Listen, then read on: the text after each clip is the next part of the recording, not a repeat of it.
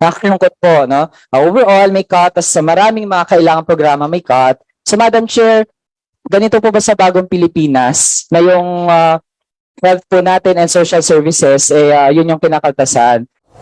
If the figures being presented is not correct, because this is a budget briefing. Hindi po pwede na meron tayong drama na pinapalabas natin na lahat ng programa ng kalusugan ay tinapyasan and making the administration look back where in fact it is not true. Pinapalabas na tinapyasan. There was a misrepresentation of the facts given. That is not factual. I therefore move earlier, Madam Speaker, that those statements be stricken off the record. 2024 proposed NEP versus your ceiling on 2023 NEP, actually, tumaas pa ang pondo nyo. Can you confirm that? I confirm that as well, Madam Chair. Madam Chair, ito naman cuts on various programs of DOH. Can DOH confirm? May aside po sa overall na 10 billion cut, may cut po sa National Nutrition Council.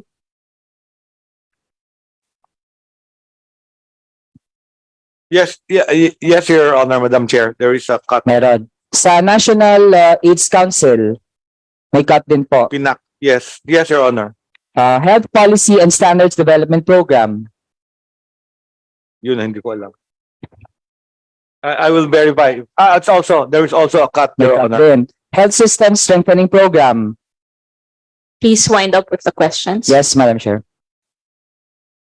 I will have to check whether the health systems have a cut or not. Yeah, kasi based po sa research po natin ay meron po. That is sa prevention and control of both communicable and non-communicable diseases. Yun, meron yun. Yes, yes, there May is. cut Your- din. Cancer Control Program. Yes, meron din. No? May cut din. Epidemiology and Surveillance Program. Yes, Your Honor, meron Meron din. din. National Reference Laboratories. Meron? Yes, meron din, Your Honor. Oh, di ba, Madam Chair? So yun na lang for me to wind up, Madam Chair. Nakakalungkot po, no? Overall, may cut. Tapos sa maraming mga kailangang programa, may cut. So, Madam Chair, ganito po ba sa bagong Pilipinas na yung health po natin and social services, yun yung kinakaltasan? Kaya, Madam Chair, I also echo the sentiment of other colleagues natin na hindi dapat ganito sa DOH. Dapat po ma-restore yung cut at kaya taasan pa po. Yun lang, Madam Chair. Thank you. Thank you. Move to interject, Madam Chair. Honorable Garin. Madam Chair, pasensya na po, no? With due respect to Congressman Raoul Manuel, Madam Chair, tila hindi po ako sumasang-ayon. Madam Chair, just a point of order. Yeah. Are we allowed to interject? Because I thought there is a policy in this committee that Madam there Chair, will be no Madam Chair, but my point is, no, Madam Chair, if I may. First, please. Let me finish first. That was the policy of this committee that was approved during the first meeting of the committee. And well, in fact, during the previous hearings, nandito ako. I am asking also to interject, but I am not allowed to interject as part of the minority. Now, why are we now allowed to interject, Madam Chair? 1 minute suspension. Thank you, Madam Chair. May interjection ba sila?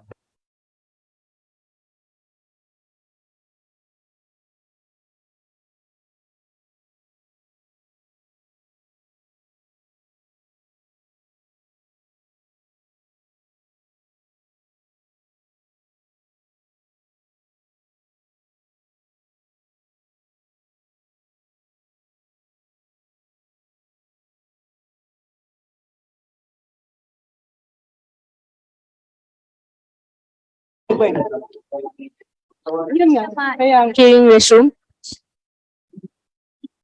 point of order, Madam Chair.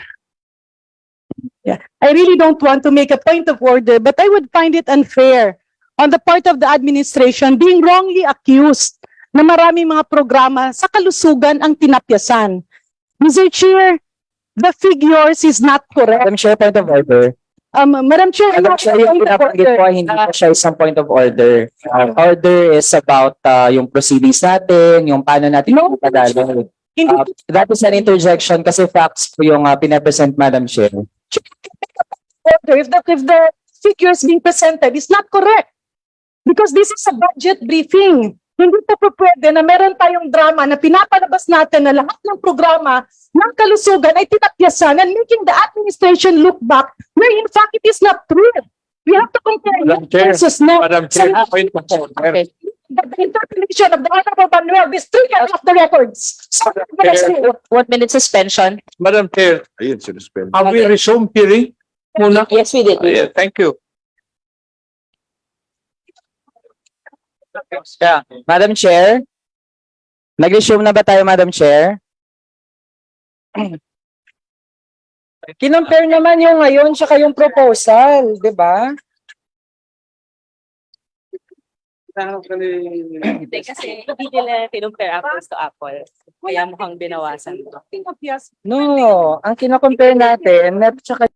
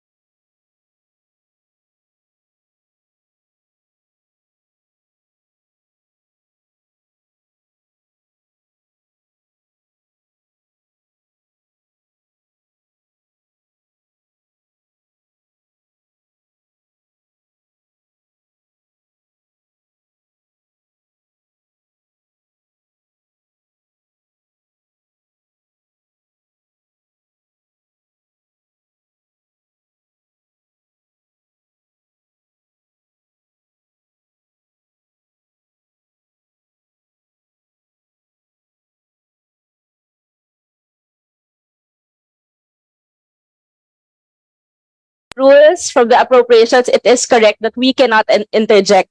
So, point of order. let me just clarify that.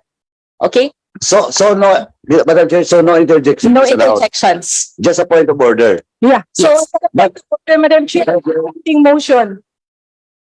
Yes, Madam Chair, since my interpellation was referred to, then I would like to express that I object to the striking out of my interpellation since for several agencies po, that's how we as young people compare yung ating mga plano sa budget. Anong meron tayo ngayon at ano yung plano from Malacanang na budget? Kasi yun yung magiging baseline natin, Madam Chair, how we will assert for higher budget for services. Madam Chair, may I explain my objection, my point of order?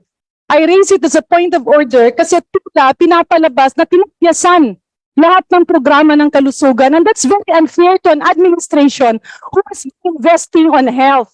Kung magdadagdag tayo ng pondo, dagdagan. That's why my point of order is that there was a misrepresentation of the facts given because comparison is NEP versus NEP.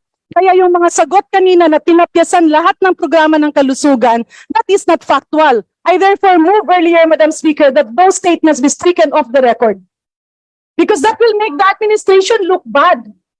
And that will make us look bad na parang lahat ng programa sa kalusugan ay tinapyasan natin. That's unfair to the people who have been working for the budget of the Department of Health. So I had a motion, Madam Chair. Madam Chair, I object, Madam Madam Chair, to that Chair. motion. may I have the floor, Madam Chair? 1 minute suspension.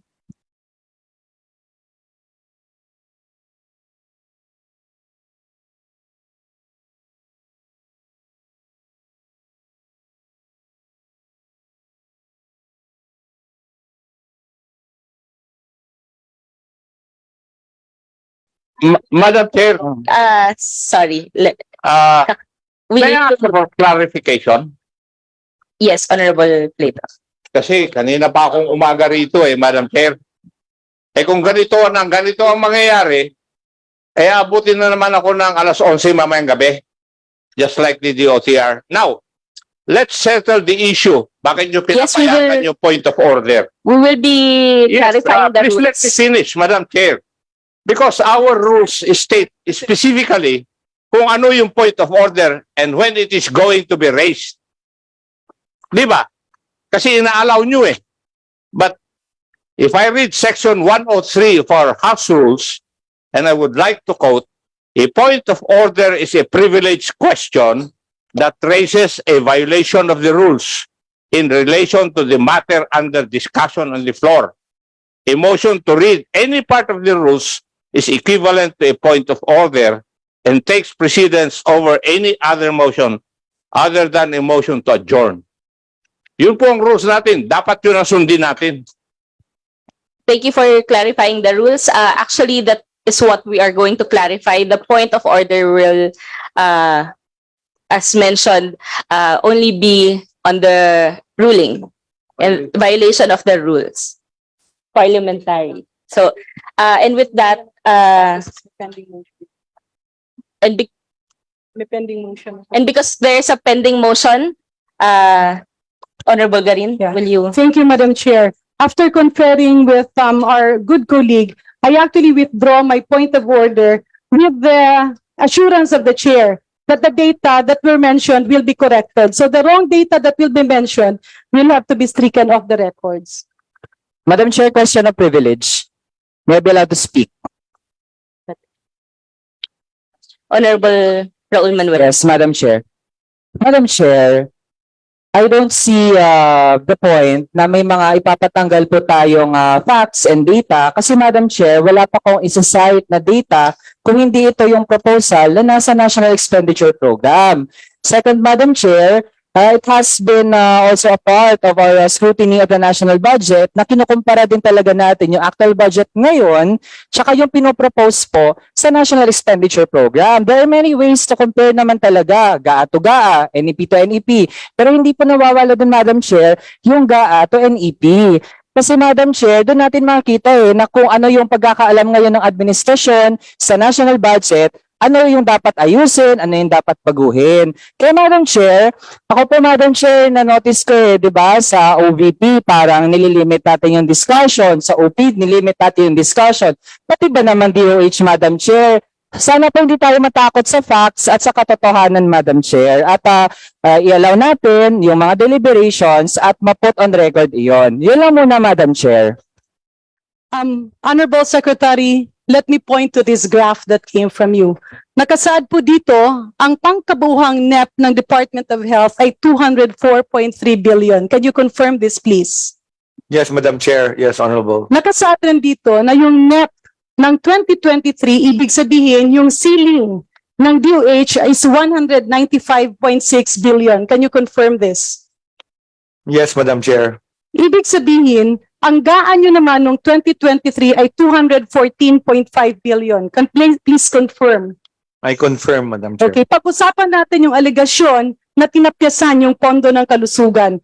Kasi ilang beses ko pong naririnig sa ating mahal na Pangulo at sa ating executive officers na ang health ay priority ng pamahalaan. Can you confirm this? I confirm. In fact, the Department of Health budget is the third largest budget after education and public works. Okay, thank you for that, Secretary. So balikan po natin ang pangkabuhang budget. Ang inyo pong NEP ng 2024 ay 204.3 billion. Ang NEP naman ng 2023 or CFO ay 195.6 billion. Do you agree in saying that your NEP for 2024 is a lot higher than 2023? That is 204.3 billion compared to 195.6 billion. That is correct, Your Honor. Okay. Sa pagpunta natin sa GAA ng 2023, ang GAA po ay 214.5 billion. Ibig sabihin, ito ay nadagdagan ng 18.9 billion. Can you confirm that, Secretary? I confirm that, Madam Chair. Hindi po ba? Yeah, Madam Chair, can we request order in the House? May I request everyone please to lower your voice. Thank you, Madam Chair. At hindi po ba ang ibig sabihin nito, despite the ceiling of 195.6 billion, pinapyasan yung ibang mga ahensya at nilipat ang pondo na yon sa kalusugan. And that simply shows that health is really a priority of this administration.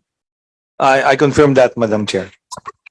2024 proposed NEP versus your ceiling on 2023 NEP, actually, tumaas pa ang pondo nyo. Can you confirm that? I confirm that as well, Madam Chair. Yeah, the reason why I'm asking this, Honorable Secretary, is tila mamamalisyahan po kasi paulit-ulit nating naririnig sa balita na tinapyasan ang pondo ng kalusugan sa ganito, tinapyasan ng HFEP, tinapyasan ng infectious, tinapyasan ng non-communicable. But will you also agree with me na kung titignan natin ang pangkabuang budget, hindi actually siya tinapyasan dahil binawasan yung iba at inilagay sa iba because these times now are post-pandemic times. Kaya po nami-misinterpret na may tinapyas dito pero sa pangkabuhan po, talagang ang nag-increase pa ang budget ng Department of Health. Can you confirm this, Secretary? I confirm, Madam Chair. At in fact, ang ginawa ng Kongreso at ng Senado, pinapyasan pa ang ibang ahensya para idagdag sa kalusugan. I suppose because we're the third highest budget. so Okay. that is- So confirm na yung mga programang binawasan, kagaya ng HFEP, ay hindi naman talagang binawasan dahil nagkaroon siya ng pondo under PGH, which is under CHED, under the Western Visayas State University Correct. Medical Center, under CHED, Correct. nagkaroon ng allocation sa ibang mga ahensya. And I believe even in DPWH, billions were actually infused for health. So sa pangkabuhan po, hindi po tinapyasan, kundi linagay siya sa mga ahensya who are more efficient in terms of implementation of projects. Can you confirm this, Secretary? I confirm this, Madam Chair. Sa HFEP, hindi po ba sa taong 2023, nagkaroon lamang ng guidelines second quarter of 2023? Di ba dapat ang guidelines yan ilumalabas na sa pagputok ng bagong taon? Hindi po ba, Secretary? Tama po, dapat po. In other words, ano po ang ating konklusyon? Nabawasan ba ang pondo ng kalusugan o ang nabawasan ay item na iba, nalilipat naman sa iba at ang konklusyon ay napagbigyan ng halaga at tuon ng pamahalang ito ang kalusugan? Tama po, I confirm that. Yeah. Thank you very much, Secretary. Loves you. Love you too, ma'am. Sa dami po ng gastusin, I do not object to that, Madam Chair.